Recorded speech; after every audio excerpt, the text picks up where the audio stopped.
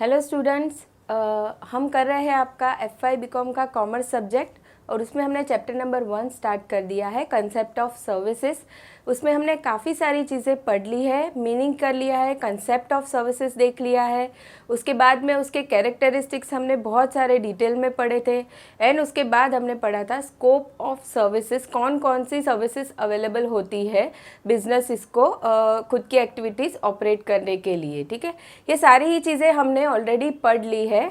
अगर आपने ये आगे के लेक्चर्स नहीं देखे हैं तो आपको उसकी लिंक डिस्क्रिप्शन बॉक्स में मिल जाएगी, तो आप वहाँ से देख सकते हैं। अब हम आगे कंटिन्यू करने वाले हैं, जहाँ पे अब आपका आने वाला है क्लासिफिकेशन ऑफ सर्विसेज। जो हमने सर्विसेज पढ़ लिया है अब तक, उसको यहाँ पे क्लासीफाई किया है अलग अलग कंसेप्ट के बारे में सोच के कि कैसे कैसे उसको हमें क्लासीफाई करना है, वो हम आज देखने वाले हैं अलग अलग पॉइंट्स में। ठीक है, चलिए तो देखिए, the scope of service sector is closely link with classification types of services. ठीक है, क्लासिफिकेशन टाइप्स हमें यहाँ देखना है। Services can be classified on the basis of feature और प्रोसेसेस ऑफ सर्विस डिलीवरी। ठीक है, इसके बेसिस पे हम क्लासीफाई करने वाले हैं सर्विस को। The classification of services is stated as follows. अब हम क्लासिफिकेशन एक एक करके देखते हैं कि अलग अलग कौन से कॉन्सेप्ट को सोच के क्लासीफाई किया गया है सर्विस को। तो देखिए, सबसे फर्स्ट आपका है यहाँ पे डिग्री ऑफ कस्टमर कॉन्टैक्ट। ठीक है, अब हमें पता है, हमने एक चीज़ अच्छे से पढ़ ली है कि eight the time of providing service, service provider and service receiver दोनों ही अवेलेबल होने चाहिए एंड उनके बीच कम्युनिकेशन इंटरेक्शन होते रहता है at the time of providing service. ठीक है, तो इसे हम बोलेंगे कस्टमर कॉन्टैक्ट। तो अब ये डिग्री ऑफ कस्टमर कॉन्टैक्ट कितना होता है, उसके बेस पे यहाँ पे क्लासिफिकेशन किया गया है। कोई कोई सर्विस जैसे हमने देखी थी, जैसे डॉक्टर की सर्विस थी, लॉयर की सर्विस थी, ठीक है, सीए की सर्विस थी, वैसी बहुत सारी सर्विस थी, जैसे टीचर की सर्विस है। ठीक है, वैसी सारी सर्विसेज में क्या होता है, सर्विस प्रोवाइडर का कस्टमर के साथ कांटेक्ट बहुत ज़्यादा होता है। ठीक है, कस्टमर मतलब सर्विस रिसीवर के साथ उसका कांटेक्ट बहुत ज़्यादा होता है। और काफ़ी सारी सर्विसेज ऐसी भी होती है जहाँ पे कस्टमर कांटेक्ट बहुत कम होता है, जैसे हमने रिपेयर्स एंड मेंटेनेंस सर्विस देखा था। ठीक है, फूड डिलीवरी सर्विस है, तो वहाँ पे क्या होता है, कोई पर्सन है जो वहाँ पे जाके फूड डिलीवर कर देता है। ठीक है, तो वहाँ पे भी क्या होता है, कस्टमर के साथ कांटेक्ट कम रहता है, मतलब इंटरेक्शन कम होता है। तो देखिए, यहाँ पे उन लोगों ने बताया services can be classified on the basis of degree of customer contact with the service provider और service staff. Now, degree of customer contact can be measured in terms of time which a customer spends with the service provider. ठीक है, कितना time spend करना पड़ता है service receiver को या customer को सर्विस प्रोवाइडर के साथ, उसके बेस पे यहाँ पे हमने क्लासिफिकेशन किया हुआ है। ओके, अब उन लोगों ने कुछ एग्जाम्पल बताए हैं। वो एग्जाम्पल क्या क्या है, in high contact services such as in-house education, student may spend a lot of time with the teacher. ठीक है, in-house education में बहुत ज़्यादा टाइम स्पेंड होता है टीचर एंड स्टूडेंट का।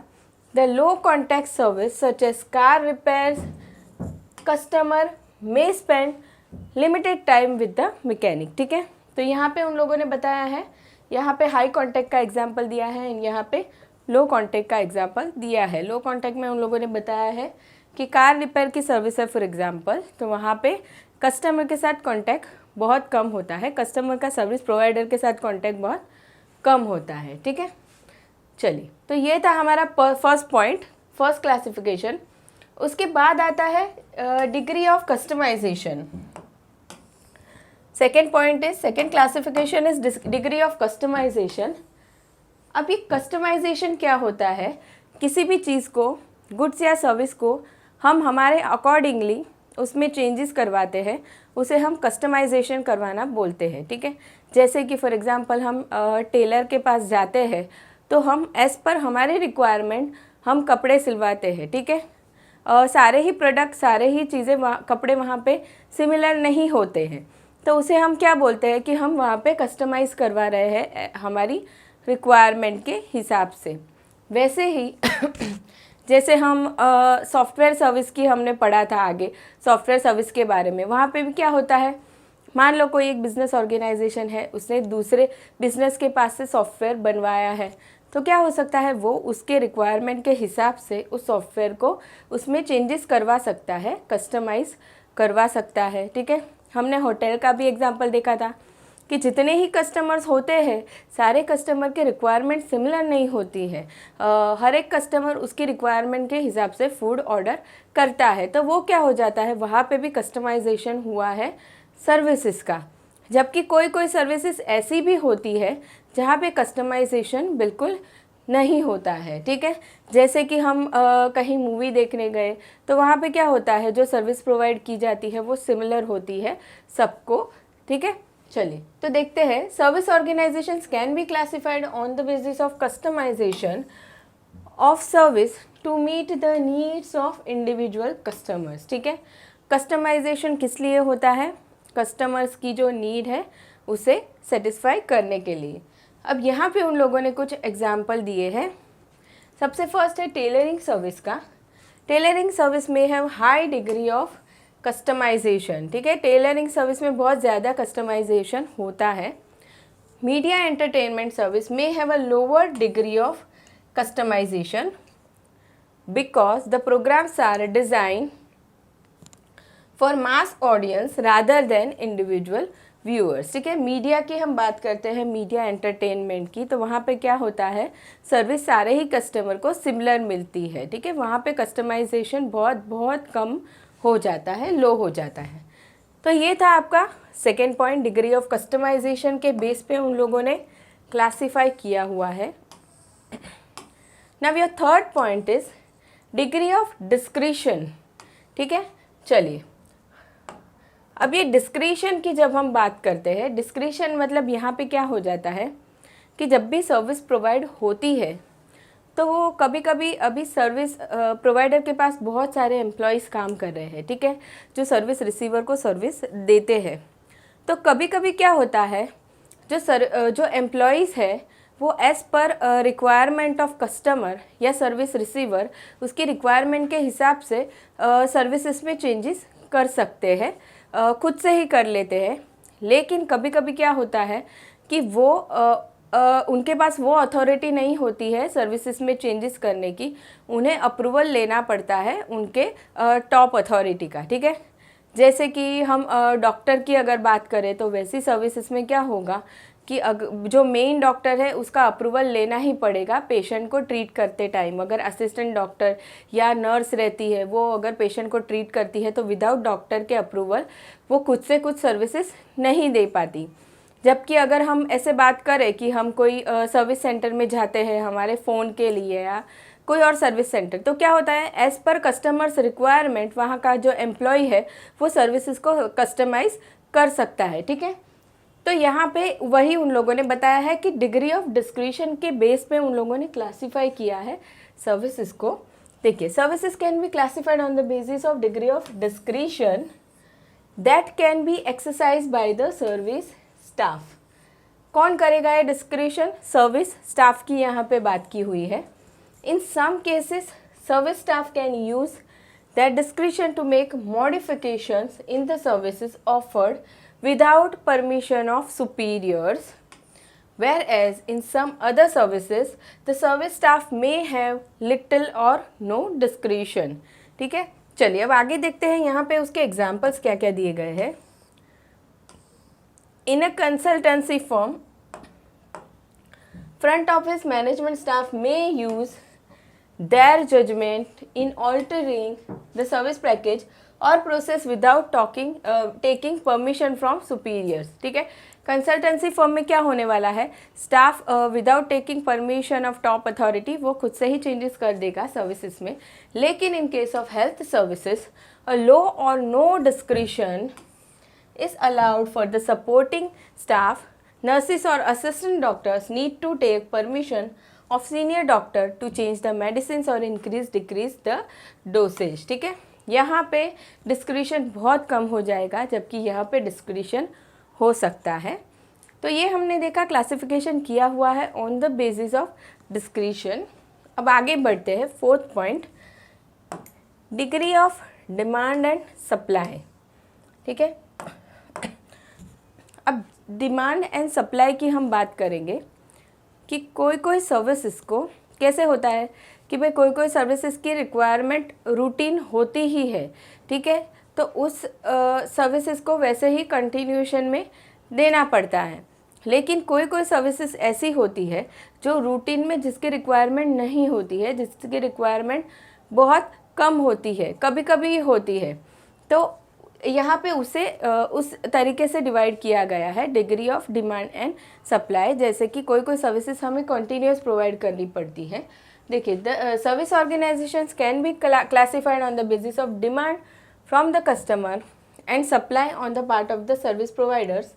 The demand may be steady और फ्लक्चुएटिंग।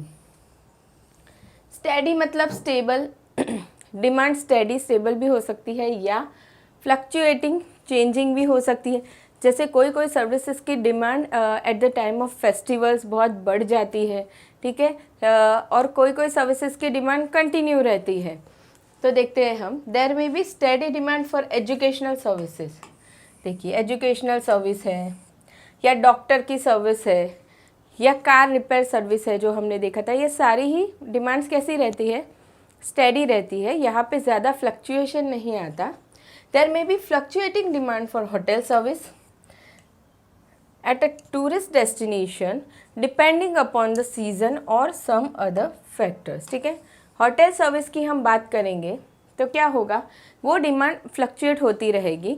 जैसे कि वैकेशंस का टाइम है तो वहाँ पे डिमांड बढ़ जाएगी, फेस्टिवल के टाइम पे डिमांड्स बढ़ जाएगी। ठीक है, तो यहाँ पे क्या होगा, होटल सर्विसेज में डिमांड फ्लक्चुएट होती रहती है, चेंज होती रहती है। तो ये था हमारा फोर्थ पॉइंट, क्लासिफिकेशन का degree of demand and supply. अब आगे बढ़ते हैं फिफ्थ पॉइंट पे, डिग्री ऑफ स्किल्स के बारे में। ठीक है, अब यहाँ पे स्किल की हम बात कर रहे हैं, तो किसकी स्किल की हम बात करेंगे, सर्विस प्रोवाइडर ऑफ कोर्स। ठीक है, सर्विस प्रोवाइडर सर्विस दे रहा है तो उसके पास वो स्किल, वो सर्विस प्रोवाइड करने की स्किल होनी चाहिए। ठीक है, अब ये स्किल्स अलग अलग टाइप की होती है। कोई कोई सर्विसेज ऐसी होती है जो बहुत हाईली स्किल्ड होती है। ठीक है, जैसे हम आईटी सर्विसेज की बात करते हैं, डॉक्टर्स की बात करते हैं। ठीक है, ऐसे जो प्रोफेशनल सर्विसेज प्रोवाइड करते हैं वहाँ पे क्या होता है, स्पेसिफिक स्किल एक्वायर करनी पड़ती है उस सर्विस को प्रोवाइड करने के लिए। जबकि कोई कोई सर्विस ऐसी होती है, जैसे कि हम क्लीनिंग सर्विस की बात करते हैं, जैसे कि हमने घर रिपेयर करवाया या घर में कलर करवाया। ठीक है, तो वैसी जो सर्विसेज होती है वहाँ पे ज़्यादा स्किल रिक्वायर्ड नहीं होती है, कोई भी पर्सन उस सर्विसेज को दे सकता है। तो देखिए, services differ in terms of degree of skills required for the service staff. Some services require highly skilled employees, whereas others may require less skilled employees. For example, IT services, consultancy services, medical services require highly skilled personnel. ठीक है, personnel का मतलब यहाँ पे हो जाएगा employees। तो देखिए, ये जो सारी सर्विसेज है, IT service, consultancy service, medical service example दिए हुए हैं, वहाँ के जो स्टाफ रहता है उनकी स्किल्स कैसी होनी चाहिए, बहुत हाई लेवल की स्किल उनकी होनी चाहिए। ठीक है, जबकि ये देखिए, house painting, retail trade, laundry, dry cleaning में रिक्वायर सेमी स्किल्ड और अनस्किल्ड एम्प्लॉयज़। यहाँ पे ये सारी सर्विसेज कोई भी दे सकता है, बहुत हाई लेवल सर्विसेज की ज़रूरत यहाँ पे नहीं होती है। ठीक है, तो ये था हमारा फिफ्थ पॉइंट क्लासिफिकेशन का। अब आगे बढ़ते हैं, सोशल सर्विस प्रॉफिट ओरिएंटेशन। ठीक है, अब जब हम बिजनेसेस की बात करते हैं तो बिजनेसेस अलग अलग टाइप के होते हैं। हमने बहुत सारे टाइप्स के बिजनेसेस पढ़े हुए हैं। ठीक है, तो जब कोई बिजनेस चलता है तो उसका मेन ऑब्जेक्टिव क्या होता है, प्रॉफिट कमाना। ठीक है, अच्छे से अच्छी सर्विस दे के या गुड सेल करके प्रॉफिट कमाना, ये उसका मेन मोटिव होता है। लेकिन कोई कोई बिजनेसेस या फर्म ऐसे भी होते हैं जिसका मेन ऑब्जेक्टिव प्रॉफिट कमाना नहीं होता है, जिनका मेन ऑब्जेक्टिव हो जाता है सर्विस प्रोवाइड करना लोगों को, ठीक है। तो यहाँ पे क्लासिफाई किया गया है सर्विसेज को दो टाइप्स में, सोशल सर्विस या तो फिर प्रॉफिट ओरिएंटेड सर्विसेज, ठीक है। तो अब यहाँ पे प्रॉफिट ओरिएंटेड सर्विसेज बहुत सारी हो जाएंगी, जैसे कि हम बिज़नेस में बात करते हैं तो हम ट्रांसपोर्ट सर्विस जो यूज़ कर रहे हैं, बैंकिंग यूज़ कर रहे हैं, जो आगे हमने स्कोप में बहुत सारी सर्विसेज पढ़ी थी, वेयर हाउसिंग पढ़ा था, रिटेल ट्रेड पढ़ा था, वो सारी ही सर्विसेज किस लिए होती है, प्रॉफिट कमाने के लिए होती है, प्रॉफिट ओरिएंटेड होती है, ठीक है।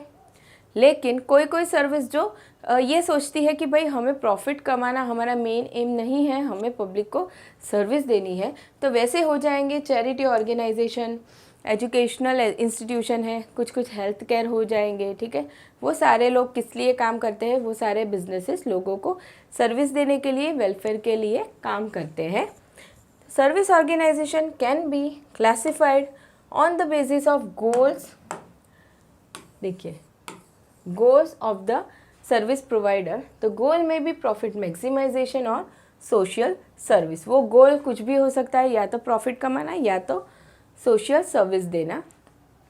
तो एग्जाम्पल में ये जो बैंकिंग, इंश्योरेंस, ट्रांसपोर्ट दिया हुआ है एक्सेट्रा, ऐसे बहुत सारे होते हैं, वो क्या है, प्रॉफिट ओरिएंटेड है। एंड उसके बाद देखिए चैरिटी ऑर्गेनाइजेशन है, एजुकेशनल इंस्टीट्यूशन है, गवर्नमेंट हेल्थ सर्विस है, etcetera are social service oriented है, ठीक है।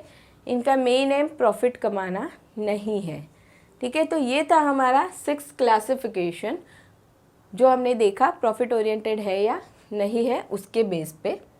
उसके बाद हम नेक्स्ट 7th क्लासिफिकेशन देखते हैं, वो है degree of tangibility. Degree of tangibility मतलब यहाँ पे हमने एक चीज़ जो आगे पढ़ी थी कि कोई कोई सर्विसेज जो होती है वो एकदम 100% प्योर सर्विस होती है, जहाँ पे टेंजिबल चीज़ें, फिज़िकल चीज़ें यूज़ नहीं होती है, जबकि कोई कोई सर्विसेज कॉम्बिनेशन होती है ऑफ गुड्स एंड सर्विसेज दोनों का, जिसमें हमने होटल का एग्जाम्पल देखा था, कार रिपेयर का एग्जाम्पल देखा था, ठीक है। तो वो सारा क्या था, वो कॉम्बिनेशन था ऑफ सर्विसेज। तो यहाँ पे उसी बेसिस पे डिवाइड किया गया है सर्विसेज को कि डिग्री ऑफ टेंजिबिलिटी कितनी है। जैसे कि मैंने टीचिंग की बात की, हम टीचिंग की बात करते हैं तो वहाँ पे क्या होता है, टेंजिबल चीज़ें बहुत ही कम यूज़ होती है। एंड कार रिपेयर, होटल का हमने एग्जांपल देखा जहाँ पे टेंजिबल चीज़ें यूज़ होती है at the time of providing services. तो some services are highly intangible whereas some other services have element of both tangibility and intangibility. For example consultancy service का उन लोगों ने यहाँ पे एग्जाम्पल दिया है, और teaching service are highly intangible. Fast food service have tangible element food and intangible element service. यहाँ पे फास्ट फूड सर्विस में दोनों ही आ रहा है, यहाँ पे प्योरली सर्विसेज हो जा रहा है, ठीक है। तो ये था हमारा 7 पॉइंट डिग्री ऑफ टेंजिबिलिटी। अब आगे बढ़ते हैं 8 पॉइंट पे। अब यहाँ पे आपका 8 क्लासिफिकेशन बताया गया है on the basis of time and place, ठीक है। अब यहाँ पे उन लोगों ने बोला है कि कोई कोई सर्विसेज ऐसी हो जाएगी जहाँ पे वो सर्विस लेने के लिए सर्विस रिसीवर को जाना पड़ेगा सर्विस प्रोवाइडर के पास। जैसे कि हमें बैंकिंग सर्विस चाहिए होती है तो हमें बैंक में जाना पड़ता है, ठीक है। वेयर हाउसिंग सर्विस चाहिए तो हमें खुद को वेयर हाउस में जाना पड़ता है, वेयर हाउस हमारे पास नहीं आ सकता ऑफकोर्स। तो अब हम दूसरी सर्विस देखते हैं। कोई कोई सर्विस ऐसी होती है, जैसे हमने इन हाउस टीचिंग के बारे में देखा था, तो वहाँ पे क्या होगा, टीचर खुद घर पे जाके एजुकेशन देंगे। तो वो क्या होगा, सर्विस प्रोवाइडर जाता है सर्विस रिसीवर के पास एंड वो सर्विस प्रोवाइड करता है, ठीक है। जैसे ही हमने कुरियर सर्विस की बात की तो वहाँ पे क्या होता है, वो पार्सल पहुँचता है सीधा कस्टमर के पास सर्विस रिसीवर के, घर पे। तो वहाँ पे क्या हुआ, सर्विस प्रोवाइडर जा रहा है सर्विस रिसीवर की प्लेस पे एंड वहाँ पे वो उससे सर्विस प्रोवाइड कर रहा है। ठीक है, तो ये हो गया हमारा टाइम एंड प्लेस पे जो क्लासिफिकेशन किया गया है उसके बारे में। तो service organisations can be classified on the basis of place and time of service delivery. For example, अब यहाँ पे उन लोगों ने कौन कौन से एग्जाम्पल दिए हुए हैं। The service delivery can be at the place and time of service provider as in the case of medical service, movie theatre etcetera. ठीक है, ये सारी सर्विसेज के लिए भी हमें जाना पड़ता है सर्विस प्रोवाइडर के पास एंड उन लोगों ने जो टाइम बताया है वही टाइम पे हमें जाना पड़ता है। सेकेंड, उन लोगों ने बताया है the service delivery can be at the place and at the convenient time of the customer as in case of home appliances, repair service, equipment maintenance at factory etcetera. ठीक है, ये सारी जो सर्विसेज रहती है वहाँ पे क्या होता है, कस्टमर की प्लेस पे सर्विस दी जाती है एंड जो टाइम कस्टमर बताएगा उस टाइम पे उसे सर्विस दी जाती है। ठीक है, तो ये हो गया हमारा 8th classification on the basis of time and place. ठीक है, चलिए अब आगे बढ़ते हैं। Degree of labour intensiveness. अब देखिए, अब डिग्री ऑफ लेबर इंटेंसिवनेस में उन लोगों ने बताया है कि eight the time of providing service, service provider का उसमें इन्वॉल्वमेंट ज़्यादा है या कम है, उसके बेस पे वो सर्विस देखी जाएगी। ठीक है, जैसे कि अब हमने बैंकिंग सर्विस की बात की, कंसल्टेंसी सर्विस की बात करते हैं, हम किसी सीए के पास गए हैं सर्विस लेने या लॉयर के पास गए हैं, तो वहाँ पे क्या हो जाएगा, सर्विस प्रोवाइडर को बहुत ज़्यादा इंटरेक्शन करना पड़ता है रिसीवर के पास एंड बहुत सारा इन्वॉल्वमेंट वहाँ पे उसका हो जाता है। लेकिन जबकि हम रिपेयर सर्विस की बात करते हैं तो वहाँ पे क्या हो जाता है कि वहाँ पे बहुत कम इन्वॉल्वमेंट हो जाता है सर्विस प्रोवाइडर का, इंटरेक्शन बहुत कम हो जाता है सर्विस रिसीवर के पास। ठीक है, देखिए अब हम देखते हैं यहाँ पे क्या बताया है। Degree of labour intensiveness, the services differ in terms of extent of labour involve in providing the services.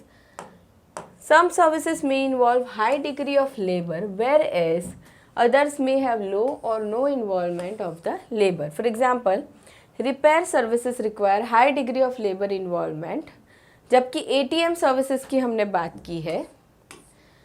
ATM services of bank are highly automated and therefore bank employees labor is not involved। ठीक है, यहाँ पे ATM services में क्या हो रहा है, कम employees की रिक्वायरमेंट हो रही है, जबकि दूसरी जो सर्विसेज हमने लॉयर या सीए की बात की वहाँ पे एम्प्लॉयज़ की या उस सीए की या लॉयर की रिक्वायरमेंट बहुत ज़्यादा हो जाती है at the time of providing service. ठीक है, चलिए अब आगे बढ़ते हैं 10th पॉइंट में, डिग्री ऑफ गवर्नमेंट रेगुलेशन। ठीक है, अब बहुत सारे बिजनेसेस हो रहे हैं इंडिया में, हमारी कंट्री में बहुत सारे बिजनेसेस हैं अलग अलग टाइप के। तो क्या होता है, गवर्नमेंट के कुछ रूल्स एंड रेगुलेशंस होते हैं जो फॉलो करने पड़ते हैं बिजनेसेस को। तो कुछ कुछ सर्विसेज ऐसी हो जाएगी जहाँ पे वो गवर्नमेंट के रूल्स रेगुलेशंस लॉज जो फॉलो करने हैं वो बहुत ज़्यादा होंगे, जबकि कुछ कुछ सर्विसेज में बहुत कम हो जाएंगे। जैसे कि हम मेडिकल सर्विस की बात करते हैं या तो फिर एजुकेशन सर्विस की बात करते हैं, तो वहाँ पे क्या हो जाता है, कुछ जो लॉज रहते हैं, रूल्स रहते हैं गवर्नमेंट के, वो फॉलो करने पड़ते हैं उस सर्विस प्रोवाइडर को। बैंक सर्विस की हम बात करेंगे, इंश्योरेंस की, सब में रूल्स एंड रेगुलेशन बहुत ज़्यादा हो जाएगा गवर्नमेंट का। जबकि हमने वो हाउस क्लीनिंग सर्विस के बारे में देखा था, रिपेयर सर्विस के बारे में देखा था। ठीक है, तो वो सब में क्या हो जाता है, रूल्स एंड रेगुलेशन नहीं होते हैं गवर्नमेंट के, कुछ फॉलो करने नहीं पड़ते हैं। ठीक है, देखिए सब services are highly regulated by government due to health and safety of the concerns, whereas in case of some other services there may be little or no government regulation। ठीक है, तो यहाँ पे अब उन लोगों ने एग्जाम्पल हमें कौन कौन से दिए हुए हैं। एग्जाम्पल में services provided by hotels, hospitals, airlines etcetera are subject to high degree of government regulations.